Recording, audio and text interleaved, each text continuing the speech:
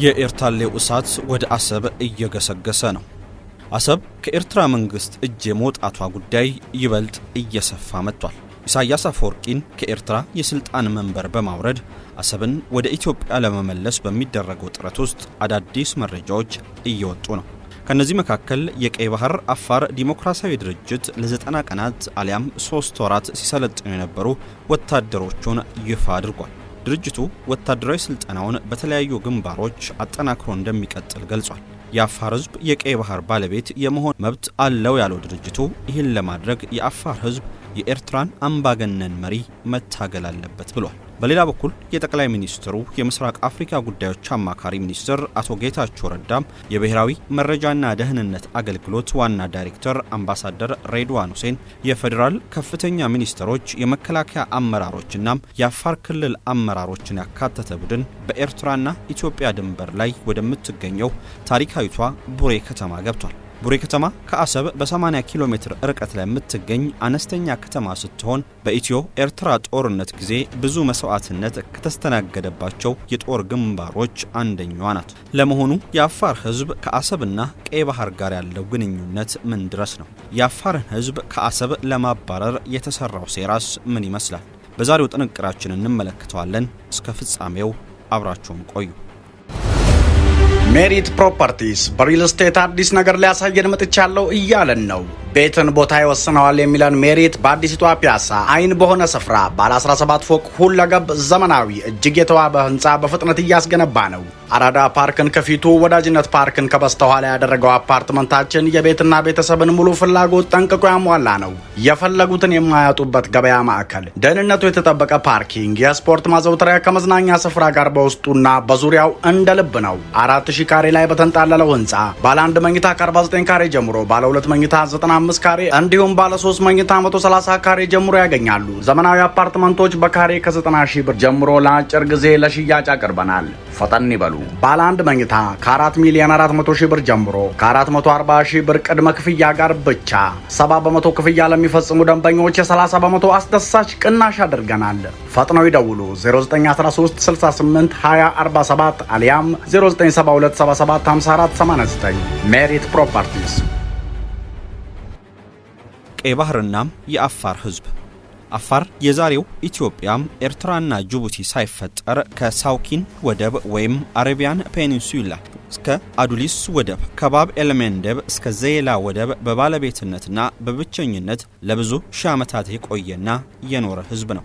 የዛሬው የኢትዮጵያን የጅቡቲንና የኤርትራን ክፍሎች የሚያጠቃልለው የአፋር ትሪያንግል ቀደምት ተወላጅ የሆነው የአፋር ህዝብ በቀይ ባህር አካባቢ ታሪካዊ የንግድ ትስስር ውስጥ ትልቅ ሚና ተጫውቷል። በጥንካሬያቸውና በባህል ሀብታቸው የሚታወቁት አፋሮች ቀኝ ገዢዎችና ወራሪዎች ከመምጣታቸው በፊት ከጥንት ጊዜ ጀምሮ በዚህ ስትራቴጂካዊ ጉልህ ስፍራ በበላይነትና በስኬት የኖሩና የመሩ ህዝቦች ናቸው። በአፍሪካ በአረብ ባህር ገብ መሬትና በህንድ ንዑስ ሀጉር መካከል የሸቀጦችና የባህል ወደቦች የባህል ልምዶች ልውውጥ ውስጥ ወሳኝ አማካኝና አገናኝ በመሆን ለብዙ ዓመታት አገልግሏል። በባህር ንግድ መስመሮች ውስጥ በተለይም ከአንደኛው እስከ 7ኛው ክፍለ ዘመን የአክሱም ግዛት ከፍተኛ ደረጃ ላይ በነበረበት ወቅት በባህር ንግድና ኢኮኖሚ ላይ የነበራቸው ተሳትፎ እንደ ቅመማ ቅመም፣ ጨርቃ ጨርቅና የከበሩ ድንጋዮች የሸቀጦች ግብይት ዋና ዋና ተዋናዮች የነበሩ፣ ይህም በክልላዊም ሆነ በዓለም አቀፍ ሁኔታዎች ውስጥ የነበራቸውን ጠቀሜታና አስፈላጊነታቸውን አጠናክሯል። የአፋር ህዝብ ከአክሱም ዘመነ መንግስት ጋር ቅርብ ግንኙነት ስለነበረው በዘመኑ የአክሱም ግዛት መንግስት መሳካትና መጠንከር ውስጥ የአፋር ሚና በጣም ጉልህ ነበር። በአፋር ህዝብ ላይ የደረሰው በደል። የአፋርን ህዝብ ከአሰብ የማባረር ዘመቻ። በፈረንጆቹ 1997 በወቅቱ የኤርትራ የክልል መንግስታት ሚኒስትር የነበሩት ሙሐመድ አሚድ ሸሪፎ የአስመራ ከተማ ነዋሪዎችን በመሰብሰብ የሀገሪቱ መንግስት የአፋርን ህዝብ ትጥቅ ለማስፈታት መቸገሩን ለከተማዋ ነዋሪዎች ይፋ አደረጉ። የአፋር ህዝብ የተሰጠውን ትዕዛዝ ተቀብሎ ትጥቅ ካልፈታ የኃይል እርምጃን መንግስት ለመውሰድ ይገደዳል ሲሉም ተደመጡ። የሚኒስትሩ ንግግር በኋላ ላይ በኤርትራ ቴሌቪዥን ጣቢያዎች በመተላለፉ መላው የኤርትራ ህዝብ ስለ ጉዳዩ ግንዛቤ እንዲኖረው ተደርጓል። ሚኒስትሩ ጉዳዩን በአደባባይ ተናገሩት እንጂ የአፋር ህዝብ አስቀድሞም ቢሆን ከኤርትራ መንግስት ዘንድ ተደጋጋሚ ዛቻና ማስፈራሪያ ሲደርስበት መመልከት የተለመደ ጉዳይ ነው። የኤርትራ መንግስት 8 የነበረውን የአፋር ህዝብ መኖሪያ ወረዳዎች ወደ 6 ዝቅ በማድረግ በአፋር ህዝብ ላይ ጫና ማሳደሩን ቀጠለ። በፈረንጆቹ 1996 ላይ ዩኤንዲፒ ይዞት በወጣው መረጃ መሰረት የኤርትራን መንግስት አስገዳጅ ወታደራዊ ምልመላና የትጥቅ ማስፈታት ሂደት በመሸሽ በሺዎች የሚቆጠሩ የአፋር ብሔር ተወላጆች ወደ ኢትዮጵያ ለመሰደድ ተገደዋል። በኋላ ላይም የኤርትራ መንግስት ወታደሮች የአፋር ህዝብ ወደሚኖርባቸው አካባቢዎች በማቅናት በርካቶችን ገለው የተወሰኑትን አፍነው በመውሰድና የተለያዩ መንደሮችን በማውደም ጭምር ነዋሪዎችን አፈናቅሏል።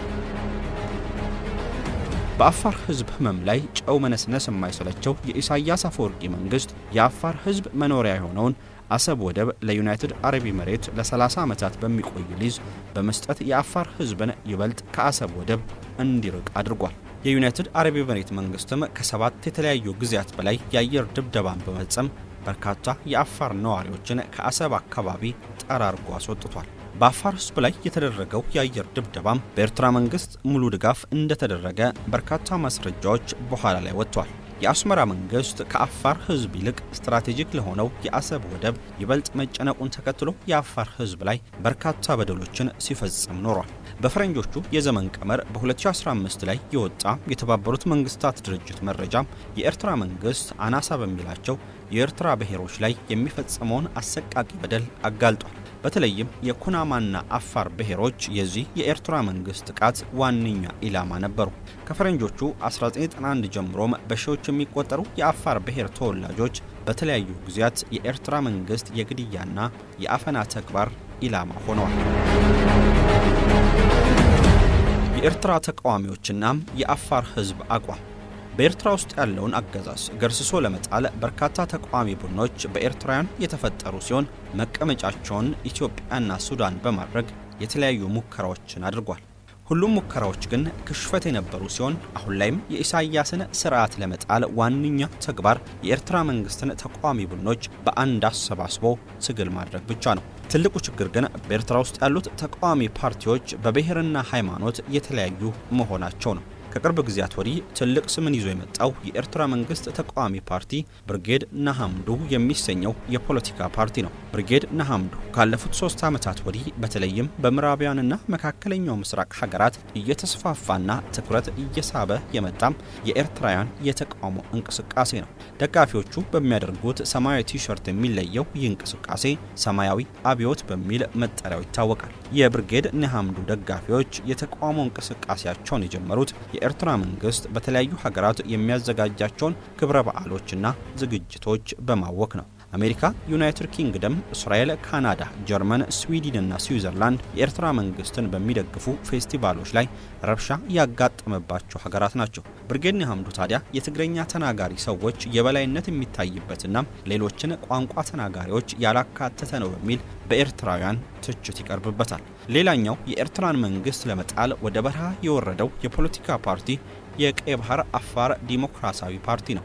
በፈረንጆቹ 1999 የትጥቅ ትግል እንቅስቃሴ መጀመሩን የሚገልጸው የቀይ ባህር አፋር ህዝብ ዲሞክራሲያዊ ድርጅት 600,000 ገደማ የሚገመተውን የቀይ ባህር አፋር ህዝብ ራስን በራስ የማስተዳደር መብት ለማጎናጸፍ ላለፉት 26 ዓመታት ትግሉን አንዴ በድብቅ ሌላም ጊዜ ደግሞ በግልጽ መቀጠሉን ያስረዳል። አሁን ላይ በኤርትራ ያለው መንግስት ኢትዮጵያ በቀይ ባህር ወደብ እንድትጠቀም ፍላጎት የለውም በማለት ስርዓቱን በመታገል የህዝባቸውንም ሆነ የኢትዮጵያን ፍላጎት ማስከበር ለነሱ በጎ አጋጣሚ መሆኑንም ያስረዳሉ የቀይ ባህር አፋር ዲሞክራሲያዊ ፓርቲ አባላት።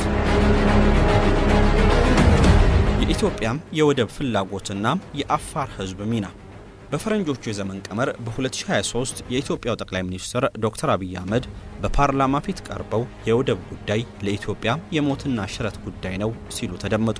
በ2024 ደግሞ ኢትዮጵያ ከራስ ገዟ ሶማሌላንድ ጋር የወደብ ስምምነትን ፈጸመች። እነዚህ ነገሮች እየተካረሩ መጥተው አሁን ባለንበት 2025 የኢትዮጵያ የወደብ ፍላጎት ከፍላጎትነትም አልፎ ብሔራዊ አጀንዳ ሆኖ እየታየ ይገኛል። ኢትዮጵያ ከኤርትራ ጋር በስምምነት ወደብ ማግኘት ካልቻለች ሀገሪቱ በጦርነት የወደብ ባለቤት ለመሆን ጥረት ማድረጓ አይቀሬ መሆኑ ግልጽ ነው። ጦርነት ከተጀመረና ኢትዮጵያ ወደ አሰብ ግስጋሴ ካደረገች በአፋር ክልል ቡሬ ግንባር በመሆኑ የአፋር ህዝብ ሚና በጦርነቱ ላይ ከፍ ያለ ነው። እዚህ ጋር የአፋር ህዝብ 70% የቀይ ባህር ዳርቻን በኤርትራ በኩል ተቆጣጥሮ እንደሚኖር ሳይረሳ ማለት ነው። ባለፉት ዓመታት ታሪክ የአፋር ህዝብ ፈጽሞ በአንድ አስተዳደራዊ መዋቅር ውስጥ ገብቶ ማቅ ሲሆን በተለያዩ ሱልጣኖችና ጎሳዎች ስርም ተከፋፍሎ ሲተዳደር ቆይቷል። አሁን ላይ ኢትዮጵያ የአሰብ ወደብን መቆጣጠር ከቻለች የአፋር ህዝብም ነፃነቱን በማወጅ በኢትዮጵያ ስር በመሆን በኤርትራ ካሉ የአፋር ብሔረሰብ ተወላጆች ጋር የመቀላቀል እድሉን ያሰፋል። የቀይ ባህር አፋር ዲሞክራሲያዊ ፓርቲም ይህን ታሳቢ በማድረግ ከኢትዮጵያ መንግስት ጋር እየሰራ ለመሆኑ በርካታ መረጃዎች እየወጡ ይገኛሉ። በመጀመሪያ ደረጃም የአፋር ህዝብ በህዋትና ሻቢያ መካከል በተደረገ ጦርነት ምክንያት ተቆራርጦ ለሁለት አስርተ ዓመታት ለመኖር ተገደደ እንጂ የሁለቱ ሀገራት የአፋር ህዝብ እርስ በርሱ የሚያጋጭም ሆነ ምንም አይነት ሌላ ታሪካዊ ቁርሾ የለውም። ከቀይ ባህር አፋር ዲሞክራሲያዊ ፓርቲ ባለፈ በርካታ የኢሳያስ አፈወርቂ መንግስት መጣል የሚፈልጉ የፖለቲካ ፓርቲዎች እንቅስቃሴ እያደረጉ ሲሆን እነዚህ በርካታ ፓርቲዎች ወደ አንድ ለማምጣት የሚያስችል ስምምነት በቅርቡ መፈረሙን የሚያሳዩ በርካታ መረጃዎችም እየወጡ ናቸው። ሜሪት ፕሮፐርቲስ በሪል ስቴት አዲስ ነገር ሊያሳየን መጥቻለሁ እያለን ነው። ቤትን ቦታ ይወስነዋል የሚለን ሜሪት በአዲሲቷ ፒያሳ አይን በሆነ ስፍራ ባለ 17 ፎቅ ሁለገብ ዘመናዊ እጅግ የተዋበ ህንፃ በፍጥነት እያስገነባ ነው። አራዳ ፓርክን ከፊቱ ወዳጅነት ፓርክን ከበስተኋላ ያደረገው አፓርትመንታችን የቤትና ቤተሰብን ሙሉ ፍላጎት ጠንቅቆ ያሟላ ነው። የፈለጉትን የማያጡበት ገበያ ማዕከል፣ ደህንነቱ የተጠበቀ ፓርኪንግ፣ የስፖርት ማዘውተሪያ ከመዝናኛ ስፍራ ጋር በውስጡና በዙሪያው እንደ ልብ ነው። 4000 ካሬ ላይ በተንጣለለው ህንፃ ባለ 1 መኝታ ከ49 ካሬ ጀምሮ ባለ 2 መኝታ 95 ካሬ እንዲሁም ባለ 3 መኝታ 130 ካሬ ጀምሮ ያገኛሉ። ዘመናዊ አፓርትመንቶች በካሬ ከ90 ሺህ ብር ጀምሮ ለአጭር ጊዜ ለሽያጭ አቅርበናል። ፈጠን ይበሉ። ባለ 1 መኝታ ከ4 ሚሊዮን 400 ሺህ ብር ጀምሮ ከ440 ሺህ ብር ቅድመ ክፍያ ጋር ብቻ 70% ክፍያ ለሚፈጽሙ ደንበኞች የ30 በመቶ አስደሳች ቅናሽ አድርገናል።